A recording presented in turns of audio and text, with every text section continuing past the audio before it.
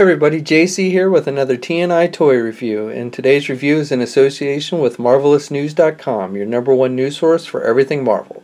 And today we're going to take a look at the new Marvel Superheroes Mashers basic Iron Man figure in black and gold armor. Now this figure comes packaged in your standard packaging for this line. You know, we've seen it basically with all the figures in the, at least all the basic figures in this line. You've got the generic image of a conglomerate of Spider-Man, Captain America, Hulk, and Iron Man, showing you basically the Mashers feature. You've got the figure clearly displayed in the box. Then on the back side of the packaging, we see again the figure along with other parts from other figures mashed together to give you kind of the look of the figure, and then the other figures in this second assortment that was released. So we've got Iron Man, Falcon, actually Hulk and Doom were in the first series. The other new figures in the second wave were brown costume Wolverine and Venom, I believe. And then Falcon was actually a deluxe figure, not a basic figure, but he's also on shelves now as well, and we actually reviewed that a few weeks ago. Okay, so let's get this figure open and take a look at what's inside. Okay, so here's a look at the figure outside of the packaging. Now this is our second time that we've got an Iron Man figure in this line. We did get an Iron Man figure, an electronic version that has a light up feature with his standard red and gold armor released in the first wave. But as I mentioned before, this version of Iron Man is a basic figure, so it's going to cost you around $10. It doesn't have any kind of light up features or anything, and it only comes with one accessory, this repulsor blast effect, which comes detached on his hand.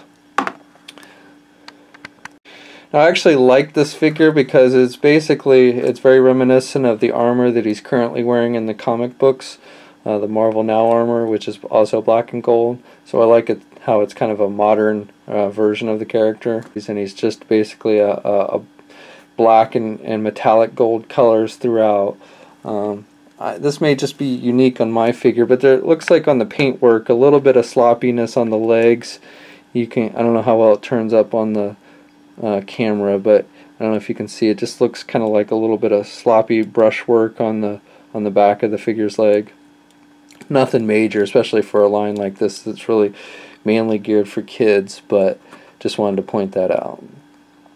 This figure stands just a little over 6 inches, about 6.5 inches tall. Now these figures really aren't done in scale. They're all about the same size roughly, using the same kind of body types. So here he is next to his fellow Avenger teammate Thor and Captain America. And you'll see they're about the same height. Thor is a little bit taller with his wings, but for the most part these figures are roughly stand about the same height. Okay, so obviously this line is geared more towards kids. Besides having a more blocky, cartoony look to them, they also had the gimmick of where you can disassemble the figures and mash them up with other parts from other figures. So I've disassembled the Iron Man figure. If you want, you can interchange parts like from the other Iron Man figures. That was the wrong hand. You can, if you wanted to interchange the armor pieces, you could. You could give him Thor's head if you really wanted to. You can basically match them up any way you want. But the parts just easily pull off. They're held with little pegs basically. And the figure is easy to assemble and disassemble. So we'll just put this one back together real quick.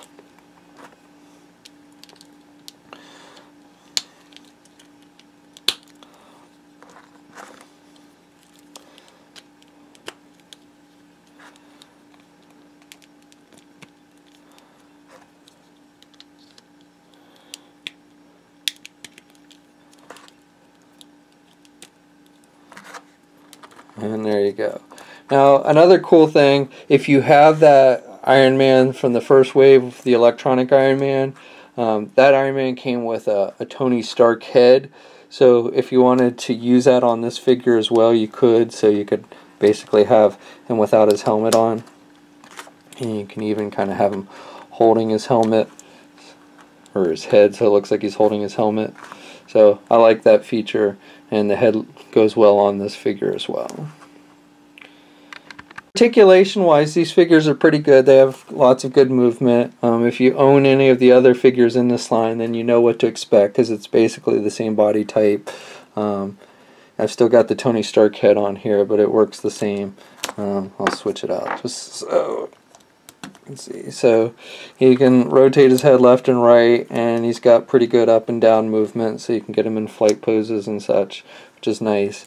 He's got the ball hinge joints for the attached at the shoulders, so he's got good rotation. He can get his arms out. He's got the hinge joints at the elbow, so he can bend his elbow pretty good, and no swivel or anything at the wrists. There's no midsection articulation on these. The legs are with the ball joints, so he can do splits really good, get his legs forward and back. So good movement there. And then you can, again, ball joints at the knees. You got the rotation there at the knees, and he's got pretty good bending. And then he's got hinges at the feet, which can also, basically he's got an ankle pivot, so that's pretty good. And then he has 2 peg holes at the bottom.